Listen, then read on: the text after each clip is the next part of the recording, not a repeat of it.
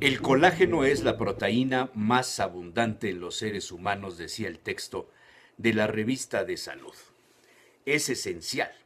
Forma la estructura de los tejidos de protección, la piel, el tejido conectivo, y de la locomoción, huesos, cartílagos, discos invertebrales, ligamentos y tendones. El texto le había llegado a manera de promoción para la compra de complementos alimenticios. Toda su vida el aventurero había privilegiado la alimentación como medicina preventiva, salvo el complemento de la vitamina C.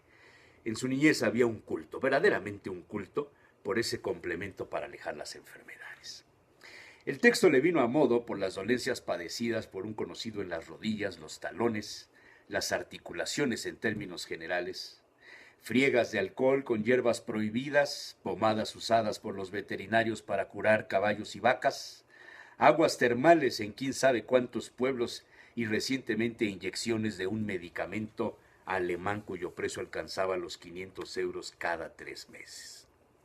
El pobre amigo, además de las dolencias físicas, también sufría las económicas.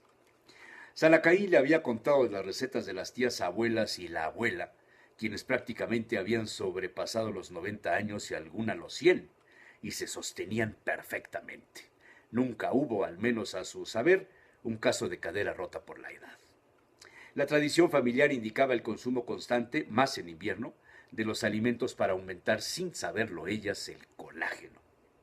A los niños, por ejemplo, se les daba una pata de pollo cuando empezaban a salir los dientes. El pollo aquel era del rancho.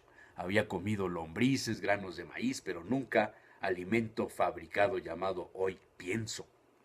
Era costumbre también comer por las noches una buena gelatina de Salles con frutas naturales. Y los adultos tenían en su menú cotidiano el consumo de patas de res y manitas de cerdo en diversas formas. Las recetas familiares las contemplaban en escabeche, rebozadas, fritas, rehogadas, enteras o troceadas. Además, una de las tías era avesada en la preparación de las terrinas de verduras o carnes. La de lengua era su favorita, donde intervenía el aspic con un ligero toque de jerez, la gelatina natural extraída de la pata de la res con un nombre sofisticado, decía la tía abuela. Con el paso de los años, la costumbre de comer los pies de los animales, empezando con el pollo, ha ido desapareciendo. La calidad de la alimentación de los animales es diferente y por tanto el colágeno ahí contenido no es como antes, diría la abuela. Salacaín fue adicto al cerdo en sus variadas formas, pero una de las más sofisticadas sin duda eran las manitas deshuesadas. ¿Sabes cuántos huesos tiene el pie del cerdo?, le preguntó un día una de las tías abuelas a Salacaín, quien no supo responder con certidumbre, jamás se había fijado en ello. 20 y tantos, le decía, y empezaba el proceso de deshuesarlas. Primero las había lavado muy bien, las limpiaba de cualquier cerda, las cocía a fuego bajo, con algo de sal y recaudo, y posteriormente, cuando estaban tibias, habilidosamente metía sus manos entre las carnes y empezaba a sacar los huesos, 20 y tantos, para dejarlos a un lado. La piel se conservaba íntegra como una salea y entonces procedía a rellenarlas con todos los cartílagos, carne menuda y restos de la manita mezclados con setas u hongos, especias, algo de vinagre, las acomodaba y metía al horno bañadas con alguna salsa de mostaza ligera, según recordaba Salacaín. Cuando conoció París, el aventurero tenía la misión de ir a comer o cenar pies de cochon. Vaya triunfo del marrano, una parte del cerdo le ha dado el nombre a uno de los restaurantes más emblemáticos y famosos del mundo, Ophir du Cochon. El restaurante, abierto a las 24 horas del día a un lado de San Eustaquio en el exmercado de Les Halles, donde se cuentan muchas historias de las bondades del cerdo.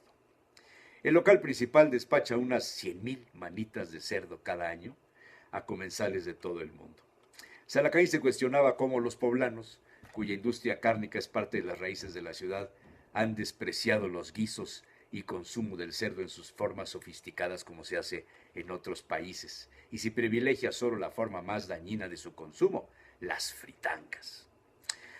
Sin duda, la transformación cultural estaba relacionada con la laboriosidad de preparar los platillos sofisticados con base en las carnes del cerdo, cuando en el pasado, finales del 18 y principios del 19, los recetarios recopilaron varias formas de consumir los entonces llamados pies de puerco. Una receta las presentaba en anjaripola, donde los pies, el lomo y la pulpa de cerdo se unen con chorizos, gallina, agua y manteca. Una vez cocido todo, se deshuesaba y freía y luego se agregaban rebanadas de jitomate, ajos, perejil, alcaparras, chilitos y aceitunas, algunas especias más, y se dejaba cocer todo hasta consumirse el agua. Alguna otra receta hacía intervenir la leche o en adobo, el escabeche por supuesto era común y una más presentaba los pies del cerdo ahumados. Esta última receta se practicó en casa de Salacaín así. Una vez limpios los pies del cerdo, se dejaban en sal y tequesquite por varias horas.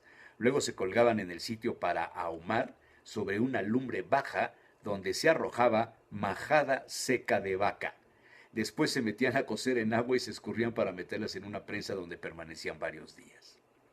¿Y cómo dejar de lado las llamadas manitas de cerdo en sofrito, donde una vez deshuesadas se mezclan con trozos de jamón serrano y chorizo, jitomate, el caldo de las manitas, pan tostado, ajos, perejil, almendras tostadas, pimiento choricero y un chorro de brandy? Y bueno, en el refranero popular el cerdo también tiene bien ganado su lugar. Del puerco hasta el rabo es bueno. 40 sabores tiene el cerdo y todos son buenos. Desde la cabeza hasta el rabo, todo es rico en el cerdo. Si quieres pasar un mes bueno, mata un puerco.